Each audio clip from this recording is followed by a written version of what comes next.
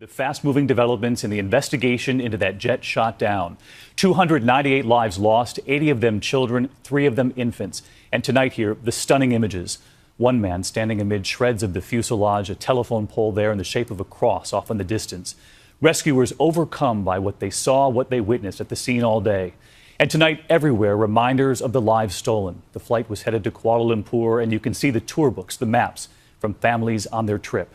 A deck of cards, a child's drawing, and here's what we know at this hour. At least one American on board, a young man traveling to meet his family, and President Obama tonight saying he is confident this plane was brought down by a surface-to-air missile fired by separatists supported by Russia. We have team coverage across the globe tonight from the scene of the crash in Ukraine to Amsterdam to Washington. And we begin here with our chief foreign correspondent, Terry Moran, with the new clues coming in tonight. Under gloomy skies across miles of rural Ukraine, the grim work of recovery.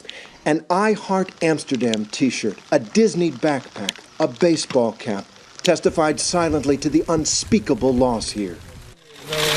They looked for bodies in a field of sunflowers and found some. A local man described the terrible and surreal sight. There was a sort of explosion, he said, and then people started falling from the sky. Late today, an international team of investigators arrived, but armed separatists stalked them as they worked, and the team said afterwards they did not get proper access to the crash site. Today, U.S. officials said this was the work of separatist rebels, shooting down the plane with a sophisticated Russian-made SA-11 anti-aircraft missile like this. President Obama directly linking the tragedy to Russia, noting the rebels have already shot down several Ukrainian military planes. A group of separatists can't shoot down military transport planes, or they claim shoot down fighter jets without sophisticated equipment and sophisticated training, and that is coming from Russia. Russian President Vladimir Putin denied involvement, and ABC's Kirat Radia made it all the way to the crash site today, where a rebel he spoke with scoffed at the claim they are responsible for this carnage.